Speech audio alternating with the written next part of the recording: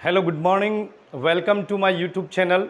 Today I am going to teach a topic of English literature that is prescribed in MGS University Bikaner for BA part 1st, 2nd and 3rd. And that topic is especially today I made especially for BA part 1st semester. Those are the student of English literature.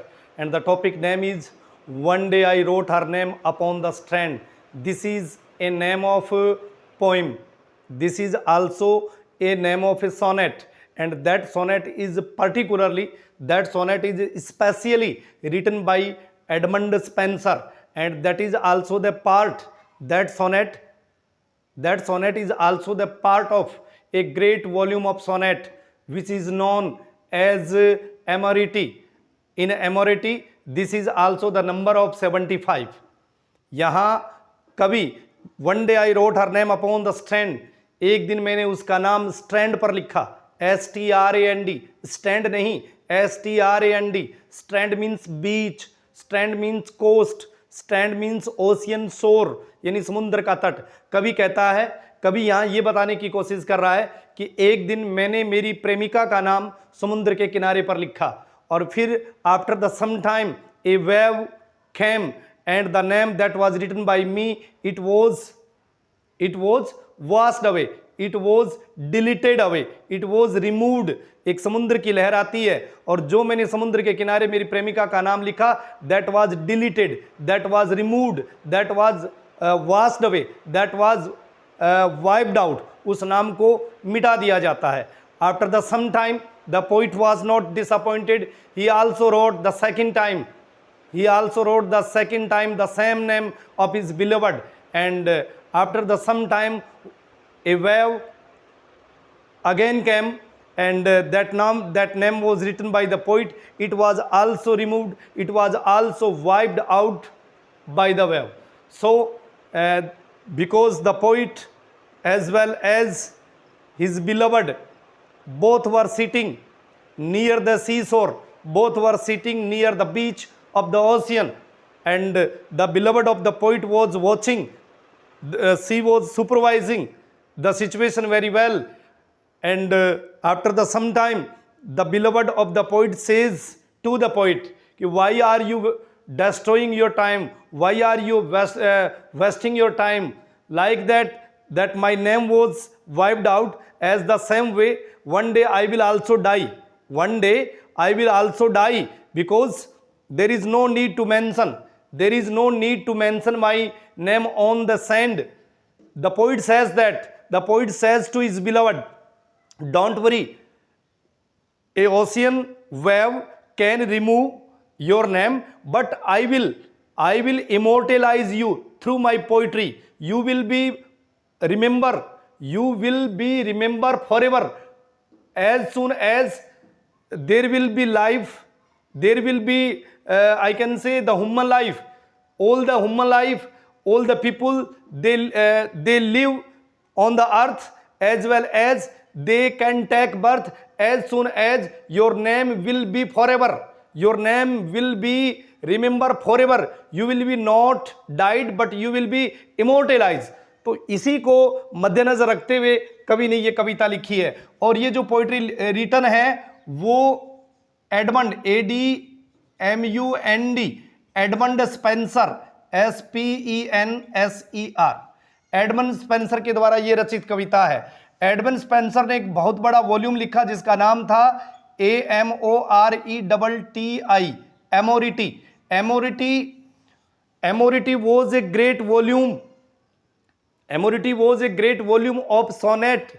एक sonnet का बहुत बड़ा संग्रह था और उस संग्रह में one day I wrote her name upon the strand, ये इस संग्रह के अंदर ये जो वर्तमान जो एडमंड स्पेंसर की जो पोइट्री जो मैं पढ़ा रहा हूं बोर्ड पर, this is the number of 75.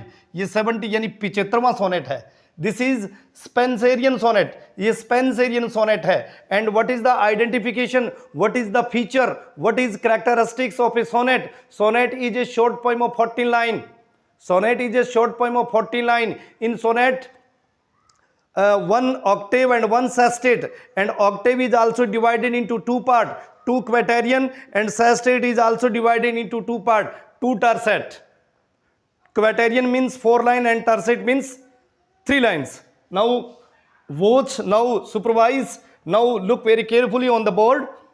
One day I wrote her name upon the strand, strand. Strand means beach, beach. Strand means bank, bank. Strand means seashore, seashore, यानी समुद्र का किनारा. एक दिन कभी एडमंड स्पेंसर, वन डे एक दिन I word is here refer. This poetry is also written in first person. ये कविता फर्स्ट पर्सन में लिखी गई है, प्रथम पुरुष में लिखी गई है. और प्रथम पुरुष आई और मी, यहां जो आई शब्द है, ये आई शब्द है वो एडमंड स्पेंसर के लिए आया है. And Edmund Spenser was also born in London. उसका लंदन में जन्म हुआ. And he belonged to a poor family, but his family was very reputed. वो एक गरीब परिवार से बिलोंग करता था, गरीब परिवार से बेशक ताल्लुक रखता था, लेकिन उसका परिवार था वो रेपुटेटेड फैमिली था, एक प्रतिष्ठित परिवार था. One day I wrote her name. Her का मतलब यहां पोइट्स जो बिलवड है, कवि की जो प्रेमिका है, उससे बोला गया है. एक दिन मैंने उसका नाम लिखा upon the strand, strand. Strand का मतलब समुद्र के किनारे. एक दिन कवि कह रहा है कि मैंने एक दिन कवि और कवि की प्रेमिका दोनों समुद्र के किनारे बैठे हुए थे, और वो समुद्र के किनारे बैठे हुए थे, यानी समुद्र के किनारे की जो मिट्टी थी, जो धूल थी, जो डस्ट थी, जो सैंड थी, उस मिट्टी के ऊपर वो अपनी प्रेमिका का नाम लिखता है. बट कैम द वेव, लेकिन समुद्र की लहरें आती है. Wave, tide, TIDE.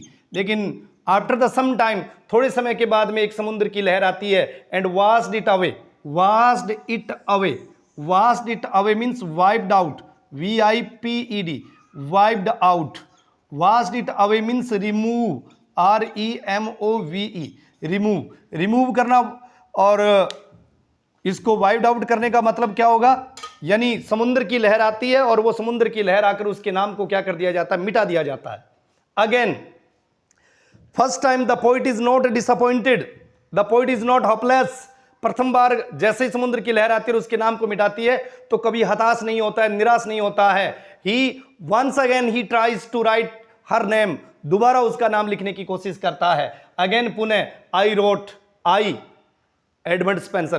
कभी कहता है कि मैंने लिखा इट इसको विद ए सेकेंड हैंड. यहां सेकेंड हैंड का मतलब यानी दूसरी बार प्रयास करके वो अपनी प्रेमिका का नाम पुनः लिखता है. सेकेंड हैंड का मतलब सेकेंड टाइम, दोबारा प्रयास करता है, दोबारा एफर्ट्स लगाता है और दोबारा एफर्ट्स और प्रयास लगाकर अपनी प्रेमिका का नाम पुनः लिखता है. बट कैम द टाइड, लेकिन थोड़े समय के बाद में फिर समुद्र की लहर आती है. और फिर समुद्र की वो जो लहर आती है, टाइड जो वर्ड है वो किसको बिलोंग करती है, टाइड, वेव. फिर समुद्र की लहर आती है. And made my pen his prey. Underline, made my pen his prey. Made my pen his prey, यानी that means the effort was, the attempt was done by the poet for the second time, because first time when he wrote the name of his beloved, after some time a wave of ocean came and the name was deleted, the name was removed, the name was wiped out, the name was washed it away. तो दूसरी बार जो नाम लिखा गया और वो समुद्र की लहर उसको मिटा देती है.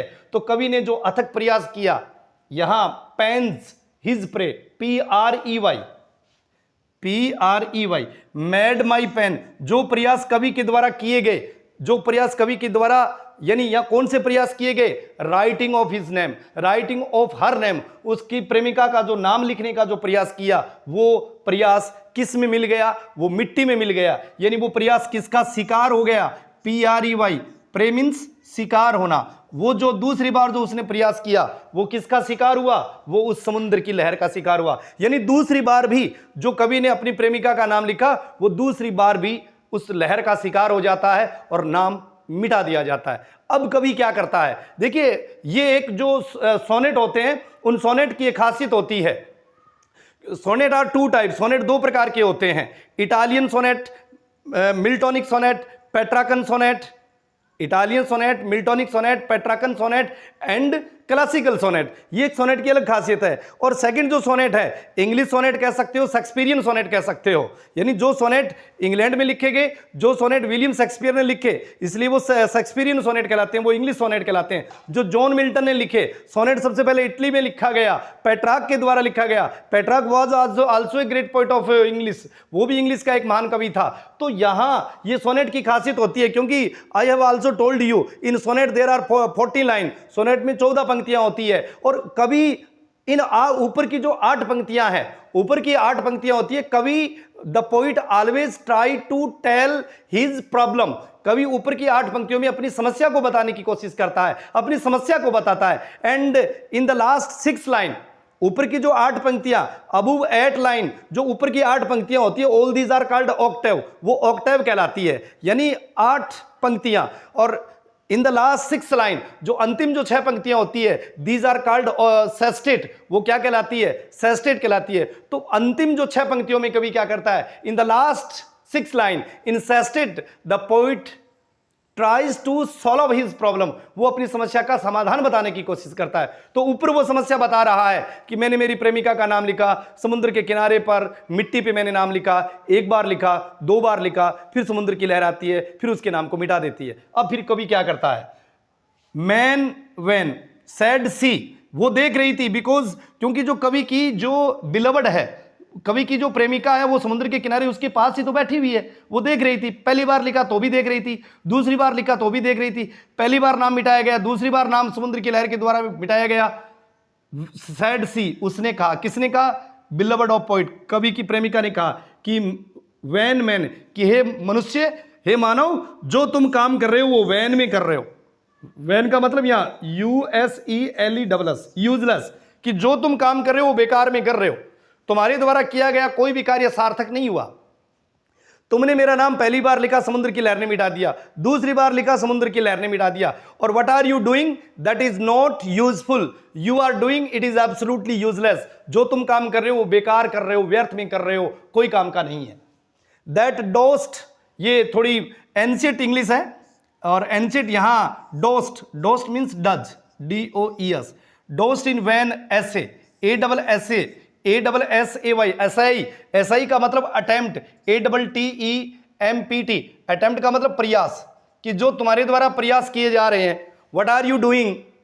What are you doing? It is absolutely not the meaningful but it is the meaningless, it is not the useful but it is useless.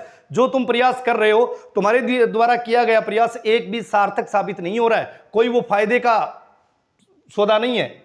A mortal thing so to immortalize, a mortal thing, एक नष्ट होने वाली चीज, एक खत्म होने वाली चीज।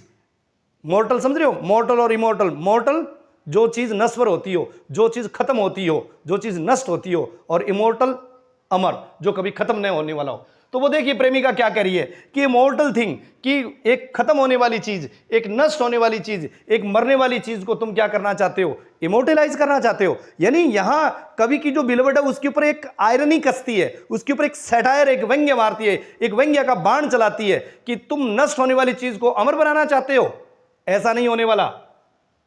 For myself shall like to this decay, कि जैसे समुद्र की लहर ने जैसे समुद्र के किनारे मिट्टी पर लिखे हुए नाम को मिटा दिया गया, ठीक इसी प्रकार एक दिन मैं भी क्या करूंगी? मैं डिके हो जाऊंगी, DECAY, decay, destruction, DESCTRUCTION, destruction. Destruction का मतलब होता है पतन, मतलब विनाश।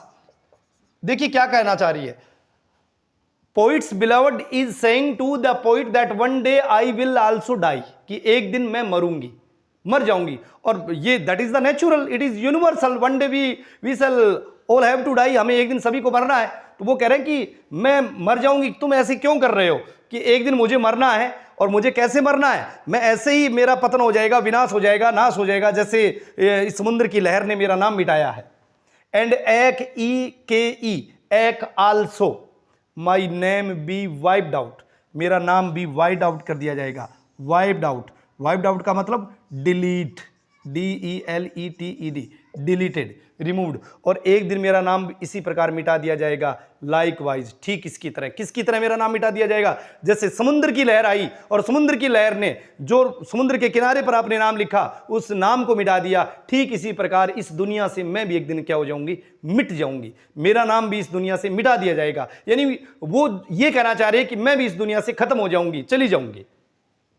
नोट 100। अब ये देखिए 1 2 3 4 5 6, ये नीचे की ये जो पंक्तियां वो सेस्टेट है, SESTET, और ये जो पंक्तियां कही है वो है ऑक्टेव, OCTAVE। ये 8 लाइनें हैं। 1 2 3 4 5 6 7, 7 कैसे हुआ? 1 2 3 4 5 6 7 एंड 8। ओके, यहां से ये 8 है। दोबारा देखिए 1 2 3 4 5 6 7 8, और यहां से देखिए नोट 100 से 1 2 3 4 5 6, ये नीचे की 6 पंक्तियां हैं, ये ऊपर की 8 है। ऊपर की 8 पंक्तियों में कवि ने अपनी समस्या को बताया। ऊपर की जो 8 पंक्तियां हैं उन 8 पंक्तियों में अपनी समस्या को बता रहा है। अब अपनी समस्या का वो क्या करता है? समाधान बता रहा है। Now he is telling us the solution of his problem. अब अपनी समस्या का समाधान बता रहा है। कैसे बता रहा है? देखिए नोट 100, ऐसा नहीं होगा। क्वेड आई, क्वेड, क्वेड का मतलब सैड, क्वेड का मतलब अटर्ड, क्वेड का मतलब टोल्ड, उसने बताया, उसने कहा। किसने कहा? कवि ने कहा। कवि देखिए क्या कहता है, let baser thing devise, let baser, BASER, baser का मतलब होता है लवर, लोअर, LOWER। बेजर का मतलब होता है लेस इंपॉर्टेंट, जो कम महत्व की जो चीजें होती है, थिंग्स वस्तुएं। डिवाइज, डिवाइज का मतलब लिव द प्लेस, एक स्थान पर छोड़ दिया जाए। क्या जो कम महत्व की जो चीजें होती है उनको छोड़ दिया जाना चाहिए? क्या जो कम महत्व की चीजें होती है क्या उनकी वैल्यू नहीं करनी चाहिए? क्या जो कम महत्व की चीजें होती है उनका हमें ध्यान नहीं रखना चाहिए? डेफिनेटली, अवश्य हमें ध्यान रखना चाहिए। जो कम महत्व की चीजें होती है हमें उनको हल्के में नहीं लेना चाहिए। टू डाई, मरना, इन डस्ट, मिट्टी में मिल जाना, but you shall live by fame. वो कह रहे हैं कि निश्चित तौर पे तुम मरोगी और तुम मिट्टी में। क्या कम महत्व की चीजों को मर देना चाहिए? उनको एक मरने की अनुमति देना चाहिए? क्या जो कम महत्व की जो चीजें होती है उनको इस प्रकार ही मरना चाहिए और इस प्रकार ही मिट्टी में मिलना चाहिए? But you shall live by fame. कवि अपनी प्रेमिका से कह रहा है कि यू शैल लिव, कि तुम जिंदा रहोगी, बाई फेम। फेम का मतलब रेपुटेशन, REPUTATION, रेपुटेशन, प्रतिष्ठा, कि तुम एक प्रतिष्ठा के साथ जियोगी, एक मान सम्मान का जीवन जियोगी। माई व्रज, व्रज का मतलब माई पोइट्री, मेरा काव्य, मेरी कविता। योर वर्च्यूज, और मेरी कविता के अंदर जो तुम्हारी वर्च्यूज है, वर्च्यू का मतलब गुण, वर्च्यू का मतलब गुड क्वालिटीज, जो तुम्हारे अच्छे गुण हैं, उन अच्छे गुणों का मैं मेरी कविता में बखान करूंगा, मेरी कविता में उनका मेंशन करूंगा, मेरी कविता के अंदर उनका मैं नरेट करूंगा, डिस्क्राइब करूंगा। Rare shall eternize, my virtue, my words, मेरी जो कविता है, योर वर्च्यूज, तुम्हारी जो अच्छे गुण हैं, रेयर, मुश्किल से, सेल एंटरनाइज, क्या मैं मेरी कविता के माध्यम से मैं तुम्हें एंटरनाइज नहीं करना चाहता? मैं मेरी कविता के माध्यम से तुम्हारे अच्छे गुणों को मैं एंटरनाइज करूंगा, मैं तुम्हें इमोर्टलाइज करूंगा। एंटरनाइज करना, इमोर्टलाइज करना, कि मैं मेरी कविता के माध्यम से समुद्र की लहर तो जो मैंने नाम लिखा उसको मिटा सकती है, लेकिन मैं ऐसा काम करूंगा, मैं कविता के अंदर तुम्हारा बखान करूंगा, मैं कविता के अंदर तुम्हारा गुणगान करूंगा, ताकि आने वाली पीढ़ियां तुम्हें याद रखेगी। कविता से तो तुम्हें कोई नहीं मिटा सकता। जब लोग इस पृथ्वी के ऊपर एडमंड स्पेंसर की रचना पढ़ेंगे, one day I wrote her name upon the stand, तब तुम्हारा नाम लिया जाएगा। इसलिए हे प्रिय, तुम मरी नहीं हो और तुम न मरने वाली हो, तुम्हारा नाम हमेशा के लिए अमर रहेगा। और किसके माध्यम से अमर रहेगा? कविता के माध्यम से अमर रहेगा। And in the haven all mightily God, सर्वशक्तिमान जो ईश्वर है, राइट योर ग्लोरियस नेम, और सर्वशक्तिमान ईश्वर के पास यानी हेवन में, यानी पैराडाइज के अंदर, स्वर्ग के अंदर जो तुम्हारा नाम बड़ा ग्लोरियस तरीके से लिया जाएगा, ग्लोरियस वैभव के साथ तुम्हारा नाम लिया जाएगा। जब तुम स्वर्ग में चली जाओगी, स्वर्ग लोक में चली जाओगी, जब तुम्हारा वहां स्वर्ग लोक के अंदर भी तुम्हारा नाम बड़ी इज्जत के साथ, बड़ी रेपुटेशन के साथ, बड़े स्टैंडर्ड के साथ और बड़े आदर के साथ और बड़े बहुत यानी अच्छे सलीके के साथ तुम्हारा नाम लिया जाएगा।